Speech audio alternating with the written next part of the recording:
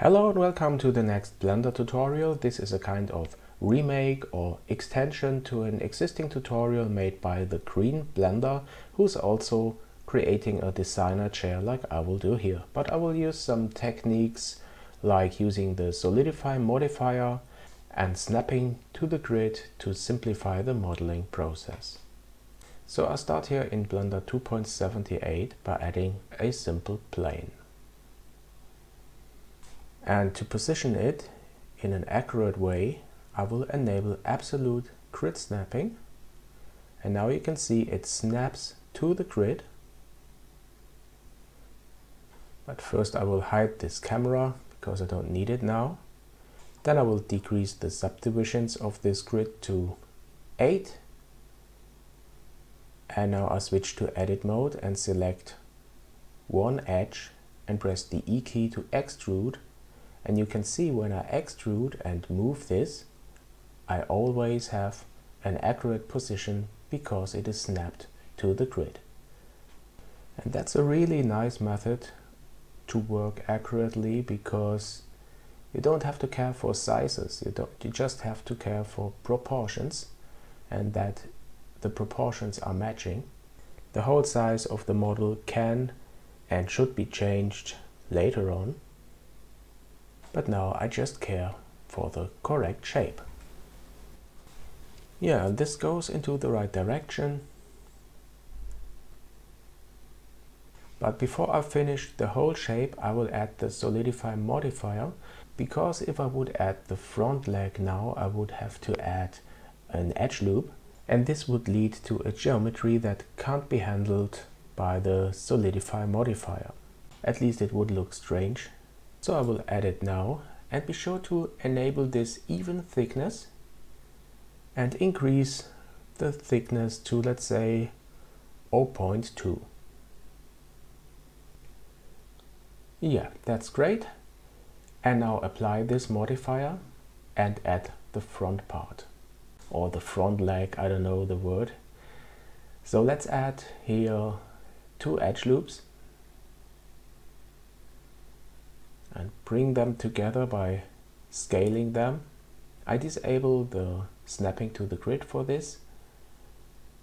Okay, and now I will select the face at the bottom in face selection mode and extrude this front leg out by pressing the E key. Okay, like this, and then I will use the G key to move it to the bottom.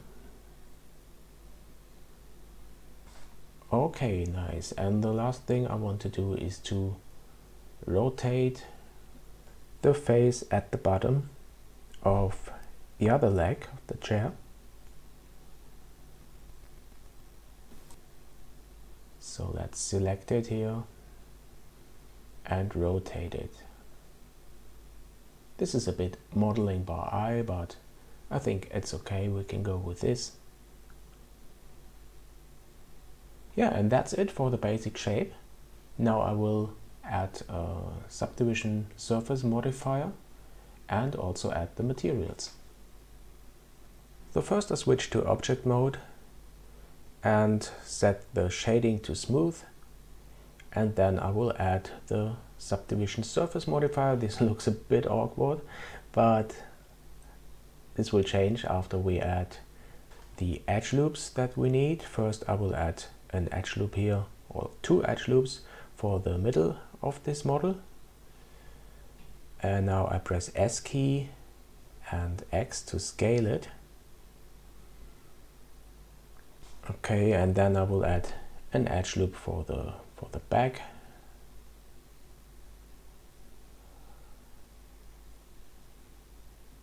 And also for the legs.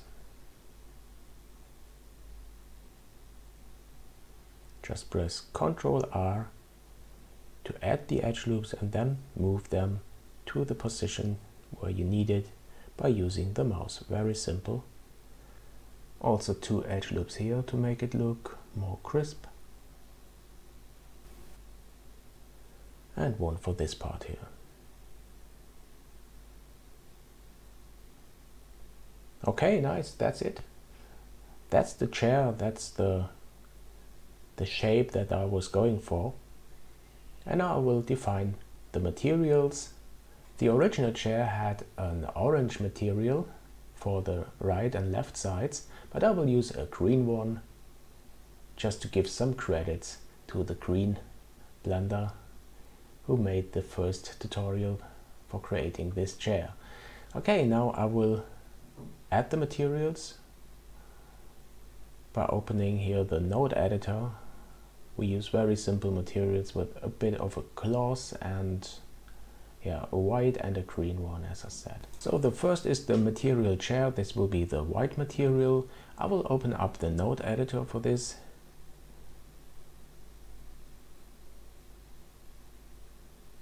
Okay, and now let's add a mix shader. Bring this in here between the diffuse and the material output, and then a glossy shader, and connect this and change the factor a little bit, and that's it for the first material. Very simple.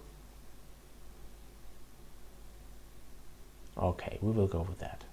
For the next material, I will select the right and left sides of this model.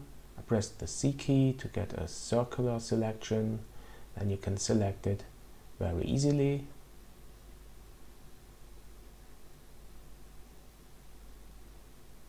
Okay, then let's duplicate the chair material. Call this material chair color or whatever you want. Give this a green color.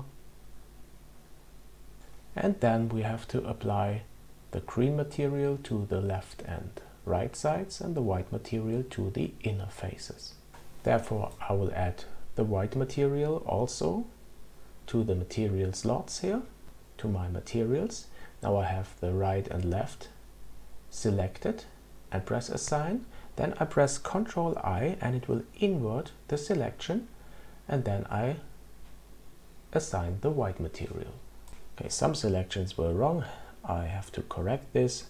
So I select this here and assign the correct material. And after that I will tweak some render settings, add a new light, an area light, a sky texture, and then I will render this out and we're done.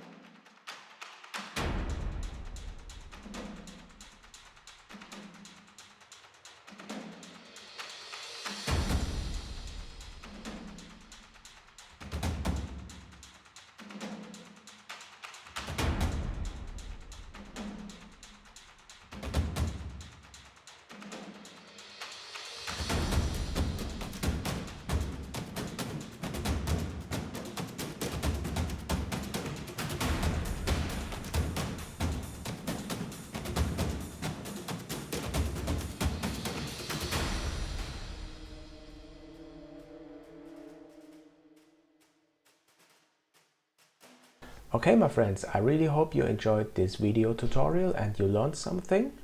Here is the final render and a link to subscribe to my channel.